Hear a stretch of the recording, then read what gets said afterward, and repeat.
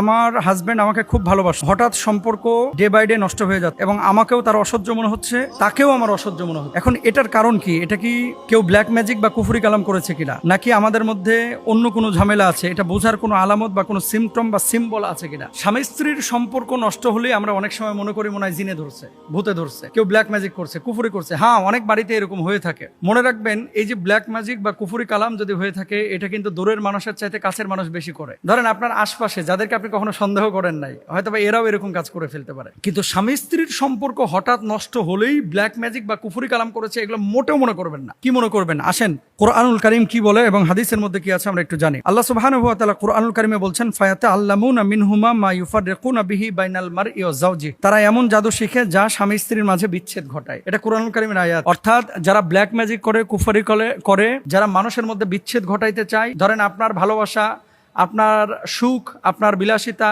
আপনার ভালো থাকা, এটা কেউ পছন্দ করছে না আপনার আশপাশে। তো এরকম কোন মানুষ যদি তাবুজ কবজ করে, এরকম কোন মানুষ যদি কুফরি কালাম করে, সম্পর্কের মধ্যে অনেক সময় বিচ্ছেদ ঘটে। আমি আমার বোনকে যেহেতু এই প্রশ্নগুলো আরো অনেকেরই, যারা আপনারা সাফারার, সবাইকে বলবো যে প্রথমত ডাক্তার দেখান যে আপনার স্পেসিফিক সাইকোলজিক্যাল কোনো রোগ আছে কিনা, অথবা শারীরিক কোনো রোগ আছে কিনা, মানসিক কোনো রোগ আছে কিনা। যদি থাকে তাহলে সেভাবে ট্রিটমেন্ট করেন, আর যদি না থাকে তাহলে আপনি ধরে নিতে পারেন যে বদজিন অথবা ব্ল্যাক ম্যাজিক বা জাদুর দ্বারা আপনার সম্পর্কটা কেউ নষ্ট করার চেষ্টা করছে।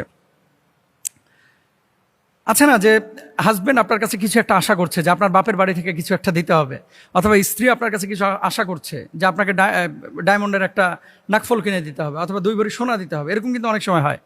তো পারিবারিক প্রবলেম তৈরি হলে আগে ফাইন্ড আউট করা যে প্রবলেমটা ক্রিয়েট হলো কী কারণে। এটা কি সোনার কারণে, নাকি গহনার কারণে, নাকি হলিডে পালন করতে গেলাম না এর কারণে, নাকি বাচ্চা কেন্দ্রিক? এটা আপনাকে ফাইন্ড আউট করতে হবে। যদি ফাইন্ড আউট করার পরে দেখলেন যে না, এরকম তো কোনো কিছু প্রবলেম না, যে আমার হাজব্যান্ডের সাথে তো আমি এই ধরনের কোনো লেনদেন নাই, কোনো মুআমালা নাই, কোনো প্রবলেম নাই, তাহলে প্রবলেমটা কোথায়? প্রবলেমটা আপনি তখন ধরে নিতে পারেন যে ব্ল্যাক ম্যাজিক বা কুফরি কেউ করছে।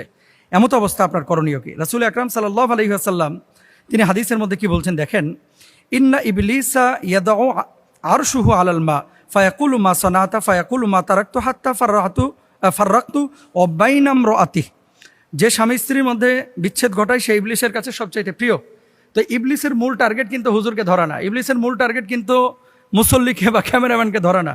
ইবলিসের মূল টার্গেট হচ্ছে স্বামী স্ত্রীর মধ্যে বিচ্ছেদ ঘটানো। মনে রাখবেন যে একটা রাষ্ট্র, একটা দেশ, একটা পরিবার তখন সংঘাত এবং সংকটে পড়ে যখন পরিবার ব্যবস্থা ভেঙে পড়ে। তো শয়তান চায় যে মূল গোড়াটা কেটে দিতে।